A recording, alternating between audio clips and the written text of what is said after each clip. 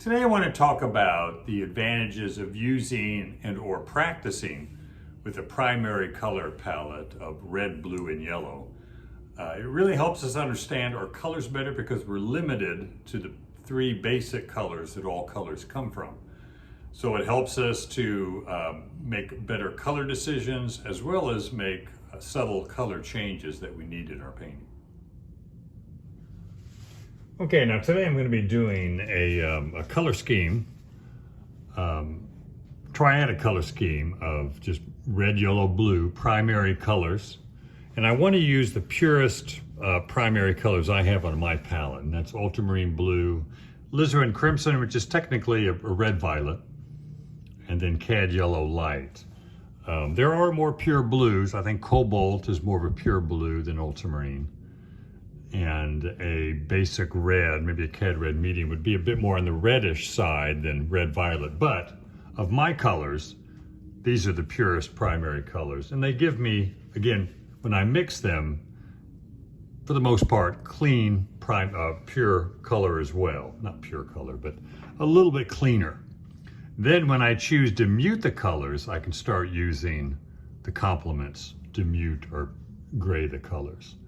And these mixtures here, when I mix with a color scheme, I want one color to dominate.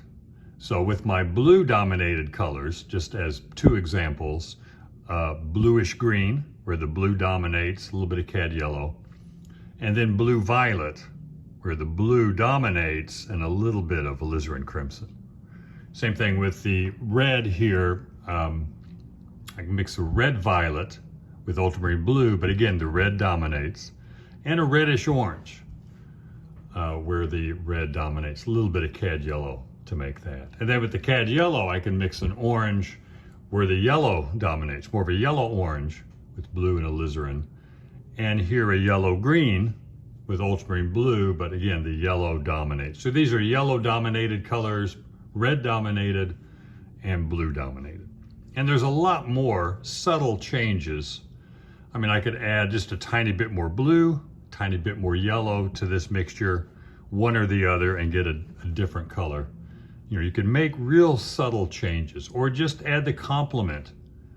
The complement of any of these is going to be, well, it's going to be kind of a red here, somewhat the same value. So I could add some of the red violet to this blue-green and really mute it. And the violet, the blue violet, I could add the yellow orange, even yellow green here, because it's a yellowish color where the yellow dominates. So that's going to mute that color. So thinking complements to mute the colors. So I can, again, a wide range of color, a wide range of saturated or desaturated color. So I could, go a long way with just these three colors. And these two colors for each of the primaries that I've mixed is just a small portion here, and I can extend that out. Plus, I could get 5 or 6 values of each of these colors, and each time I add white to it, that's a different color as well. So you get, I always got a lot more color range when I used these three primary colors only to mix, these three plus white, because I could change it really subtly with just a little bit of one or maybe two colors, and go in a bunch of different directions. So I could get a lot more subtle changes with a intense or a pure primary palette, and get color harmony as well. Whereas if I have, 12, 15, 20 colors on my palette, I might have a lot of colors to mix with, but I won't get the harmony. And it's harder to get the subtle color changes that I can get with knowing I can just add a little bit of one to a color to subtly change it. So it's a good way to learn about mixing color, because you have to mix everything with red, yellow, blue. And then also about values, because you can focus more on values because your color choices are a lot more limited. And here's my subject I'm painting. You can see in the photograph here in the corner. I've squeezed it in to fit this format. I didn't want a longer composition, and just finding with a thin marker just the shadow pattern, kind of redesigning it a little bit, forcing everything into a simple dark or a light. Probably have 3 values here, light or dark in some of the shadows, but at least 2 values, just the white of the paper, the marker, and come up with that shadow pattern that gives you the design. Kind of playing against the dark against light, light against dark, as much contrast as possible. So that makes it easier value-wise to start this. It also gives me a basic idea of just the big values and shapes without any detail to speak of. So as I start that, I want to start here with the darks. I'll start with the barn. And I want to make the color mixture as simple as possible. So I'm going to go with the red-violet, maybe a bit darker than what I mixed up as an example of red-violet. Add a little bit of the red-orange, or the red-orange down here, that's yellow-orange. And that will mute it just slightly. A little bit on the dark side, lighten that up a little bit. A little more of the red-orange. Red-orange is not the complement of red-violet, so it's not going to gray it a lot, but it does knock it down a little bit.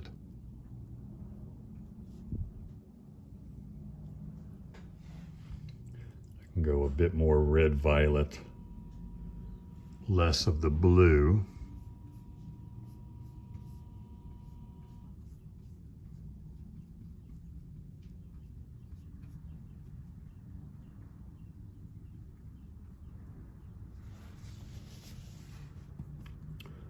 And then again, color-wise, I want to maybe make that a bit more red, so I'm going to add the reddish orange with the lighter red-violet. I think I got too dark in there.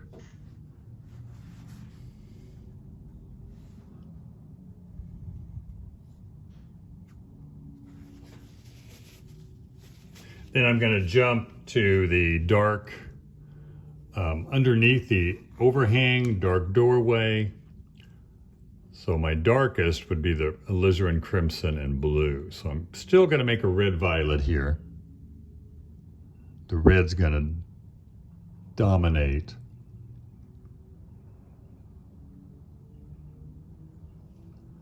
Same thing with the overhang here, the roof that comes out.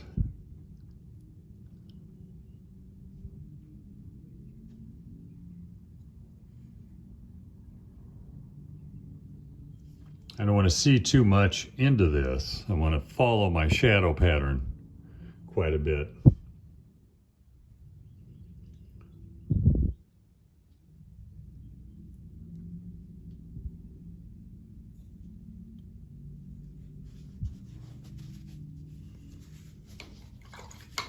Now go to the blue-green, maybe add a bit more blue to the blue-green, a little bit of yellow-orange.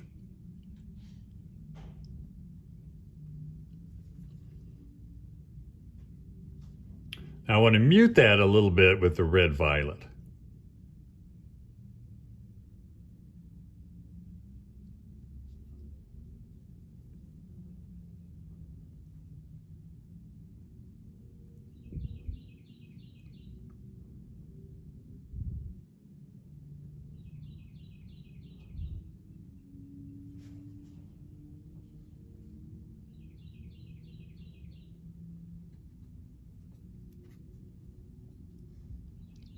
It's real important to get the shapes that I want here as well of these trees, not just the value and color. These shapes are real important.